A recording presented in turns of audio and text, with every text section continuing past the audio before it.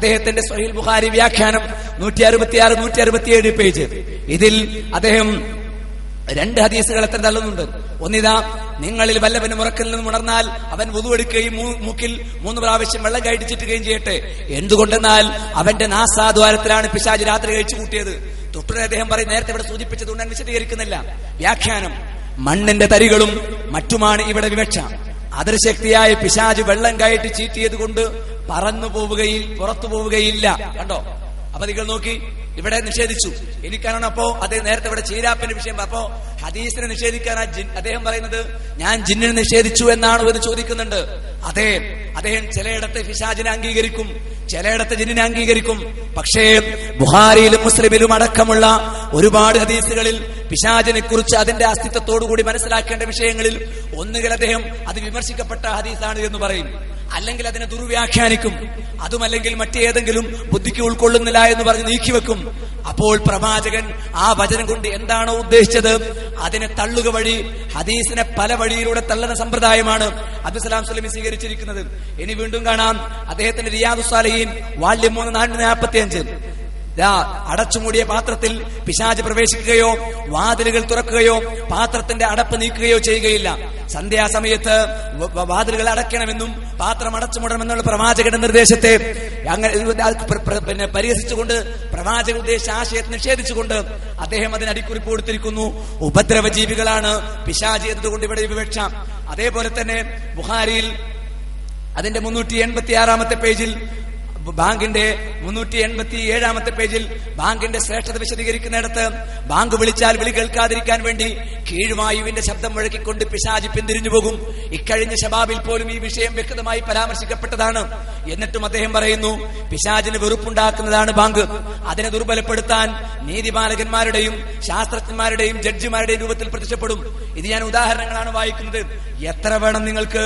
അതേപോലെ തന്നെ സിഹറിനെ ഒരുപാട് വിഷയങ്ങൾ, സിഹർ നിഷേധിക്കുന്ന ഹദീസുകൾ, അതേപോലെ തന്നെ കണ്ണീർ നിഷേധിക്കുന്ന ഹദീസുകൾ, ഇങ്ങനെ ഒരുപാട് വചനങ്ങൾ അദ്ദേഹം ഹദീസിന്റെ ശരിയായ വ്യാഖ്യാനത്തെ വിമർശിച്ചുകൊണ്ടോ തള്ളിക്കൊണ്ടോ ദുർവ്യാഖ്യാനിച്ചുകൊണ്ടോ സ്വഹീഹായിട്ടും ദുർബലമെന്ന് ബുദ്ധിക്ക് നിരക്കുന്നില്ല എന്ന് ഒറ്റക്കാരനെ കൊണ്ട് പ്രഖ്യാപിച്ചുകൊണ്ടോ കടന്നുപോയ എത്രയോ കാര്യങ്ങൾ കാണാൻ സാധിക്കും.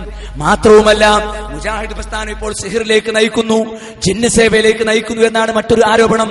ഒരിക്കലുമില്ല. എക്കാലത്തും കൂടോത്രങ്ങളും ജിന്ന് സേവയും അത് കുഫറാണെന്നും നിഷേധമാണെന്നും ശക്തമായി മുജാഹിദ് പ്രസ്ഥാനം പഠിപ്പിച്ചു പോന്നിട്ടുണ്ട്. മൻ സഹറ ഫഖദ് കഫറ, ആരെങ്കിലും സിഹർ ചെയ്താൽ കാഫറായി എന്ന കാര്യത്തിൽ ഒരു സംശയവും മുജാഹിദ് പ്രസ്ഥാനം സംബന്ധിച്ചിടത്തോളമില്ല. അൽ ബഖറ സൂറയിലെ 102 വചനത്തിൽ മാറൂത്തിനെ സംബന്ധിച്ച് വിശദീകരിക്കുന്നത് തന്നെ സിഹറൻ പ്രവർത്തനത്തിലേക്ക് സത്യവിശ്വാസികൾ കടന്നുപോകാൻ പാടില്ല, അത് പിശാചിന്റെ പ്രവർത്തനമാണ് എന്ന് ബോധ്യപ്പെടുത്താൻ വേണ്ടിയാണ്. എന്നിട്ട് നിങ്ങൾ നോക്കൂ, ആ സിഹറിന്റെ പ്രവർത്തനങ്ങൾ മുജാഹിദ് ജിന്ന് സേവയിലേക്ക് തിരിച്ചു കൊണ്ടുപോകുന്നു എന്ന് വ്യാജമായി നുണപ്രചാരണങ്ങൾ നടത്തിക്കൊണ്ടിരിക്കുമ്പോൾ യഥാർത്ഥത്തിൽ ഇവർ സ്വയം ജിന്നുസേവയും അതേപോലെ സിഹറൻ പ്രവർത്തനങ്ങളും സിഹറിൽ ഉൾപ്പെടുന്ന ഹിപ്നോട്ടിസവും മാജിക്കും ഉൾപ്പെടെയുള്ള പ്രവർത്തനങ്ങളും ഞങ്ങൾക്ക് അറിയാം, ഞങ്ങൾ നടത്താറുണ്ട്, നടത്തുന്ന മൗലവിമാർ ഞങ്ങളുടെ കൂട്ടത്തിലുണ്ട് എന്ന് അഭിമാനം കൊള്ളുന്നവരാണ് ഇവർ. അവരുടെ തന്നെ വാചകം നിങ്ങളൊന്ന് കേൾക്കുകയും. ഹിപ്നോട്ടിസ് ഇസ്ലാമികമായി തെറ്റാണോ? ഹിപ്നോട്ടിസം തെറ്റൊന്നുമില്ല. തെറ്റെന്ന് പറഞ്ഞാൽ ഹിപ്നോട്ടിസം ചെയ്തുങ്ങാണ്ട് വേണ്ടാത്തൊന്നും ഇതാക്കരുത്. ദൈവമെന്നൊക്കെ പറയാം. സായിബാബ മേജിക്കോ ചെയ്യേണ്ട ദൈവമാവാം. ഹിപ്നോട്ടിസം എന്താ അങ്ങനെ ഉപയോഗിക്കാം, കേസ് അറിയിക്കാനൊക്കെ ഉപയോഗിക്കുന്നത് എന്താ തെറ്റ്? അതിൽ ജിന്നുമില്ല. അത് എനിക്കും പഠിച്ചു, ഞാൻ കുറെ പഠിച്ചതാ, പിന്നെ നിർത്തിയതാ. കാരണം അത് പഠിച്ചു കഴിഞ്ഞാൽ അങ്ങനെ നമ്മൾ പെണ്ണിനോടൊക്കെ സംസാരിക്കണം, മുഖത്തുകൂടെ നോക്കിക്കൊണ്ട് നിൽക്കും, അപ്പൊ തെറ്റിദ്ധരിക്കും. അപ്പൊ അത് അതിന്റെ ഊനതാണ് പഠിച്ചത്. കാരണം നമ്മളെ പോയിന്റിൽ തന്നെ ഇങ്ങനെ നോട്ടാതെ നിയന്ത്രിക്കണം. അത് മാനസികമാണ്. അതിൽ ജയിക്കാനോ പ്രശ്നമൊന്നുമില്ല. പഠിച്ചിന് വിരോധമില്ല. അല്ലൊക്കെ ഉപയോഗിക്കാൻ നല്ല ഏർപ്പാടാണത്. അപ്പൊ അദ്ദേഹം ഹിപ്നോട്ടിസം പഠിച്ചിട്ടുണ്ട്, നടത്താനും കുഴപ്പമൊന്നുമില്ല എന്നൊക്കെയാണ് പറഞ്ഞത്. അമാനിമുരുടെ തഫ്സീർ നിങ്ങൾ വായിക്കണമെന്ന് ഞാൻ പറയുന്നുള്ളൂ. അൽ ബഖറ സൂറ 102 വചനം കേട്ടോളൂ. ആഭിചാരം, ക്ഷുദ്രം, ഇന്ദ്രജാലം, ചെപ്പടി വിദ്യ, മായതന്ത്രം, വശീകരണം, ജാലവിദ്യ, കൺകെട്ട്, മാരണം എന്നീ അർത്ഥങ്ങളെല്ലാം മൊത്തത്തിൽ ഉപയോഗിക്കുന്ന വാക്കാണ് സിഹർ. കാര്യകാരണ ബന്ധം മനസ്സിലാക്കുവാൻ എന്നിങ്ങനെ പറഞ്ഞിട്ട് അദ്ദേഹം പറയുകയാണ്, സിഹറിന്റെ പല വകുപ്പുകളും ഉദാഹരണങ്ങളും പല മഹാന്മാരും വിവരിച്ചു കാണാം. ചുരുക്കത്തിൽ മന്ത്രതന്ത്രങ്ങൾ, ജപഹോമാദികൾ, ഉറുക്കുനറുക്കുകൾ, അക്കക്കളങ്ങൾ, രക്ഷാത്തകടുകൾ, കയ്യൊതുക്കം, മെസ്മറിസം, ഹിപ്നോട്ടിസം, മെസ്മറിസം, ഹിപ്നോട്ടിസം, മയക്കുവിദ്യകൾ ആദിയായവയെല്ലാം സിഹറിന്റെ ഇനങ്ങളത്രേ.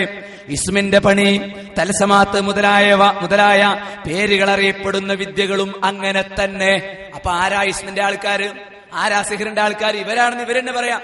എന്നിട്ട് അതിനെ നിഷേധിക്കുകയും അത് പാടില്ല എന്ന് പ്രചരിപ്പിക്കുന്ന പുസ്തകങ്ങൾ ഇപ്പോഴും തഫ്സീറുകൾ വിതരണം ചെയ്യുകയും അത് പ്രചരിപ്പിക്കുകയും ചെയ്യും. നമ്മളെ പറ്റിയാണ് ആരോപണം. മനസ്സിലായില്ലേ?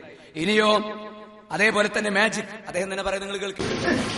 മൂസാ നബിയുടെ പ്രതിയോഗികൾ മാജിക് കാണിച്ചതിന് സിഹിറിനാണ് എന്നുള്ള അത് വിഷയം. സിഹിർ എന്നാണ് ജാലവിദ്യ ഉണ്ട്. അത് രണ്ടാ. നമ്മൾ മൂസാ നബിക്ക് സിഹിർ വലിച്ചാണ് ഏതാ വിഷയം എന്നറിയാം. നമ്മളെന്നെ മാരണല്ല, ശൈത്താനെ വിട്ടിട്ടുള്ള സിഹിറല്ല. മാജിക്കും സിഹിർ എന്ന് പറയും. അതിന് സ്ഥലമൊക്കെ ഉണ്ട് എന്നർത്ഥം. അത് എനിക്കും ചെയ്യാൻ പറയും. ഇപ്പൊ നമ്മൾ ഹുമയൂൺ കബീർ നന്നായിട്ട് തലശ്ശേരിയിൽ കാണിച്ചു കൊടുത്ത് ഓനറിയാത്. സകല സഹറന്മാർ ഇവരെ കൂട്ടത്തിലാണുള്ളത്. ഇവരിപ്പോ പ്രസംഗിക്കുന്നതിന് മുമ്പ് എന്ത് വേണം? ഇശൽ സന്ധ്യ, അതേപോലെ ഇപ്പൊ മാജിക് തലശ്ശേരി കാണിച്ചു കൊടുത്താ പറയണം മൗലവി. മനസ്സിലായില്ലേ? അപ്പൊ ഇതിങ്ങനെയുള്ള ഇനി അതിലപ്പുറത്ത് എന്തുണ്ട് എന്ന് ഞാൻ നിങ്ങൾക്ക് ബോധ്യപ്പെടുത്താം. അവിടെ ഒതുങ്ങുന്നില്ല ഇവിടെ ഇസ്ലാമിക വിരുദ്ധ നിലപാടുകൾ.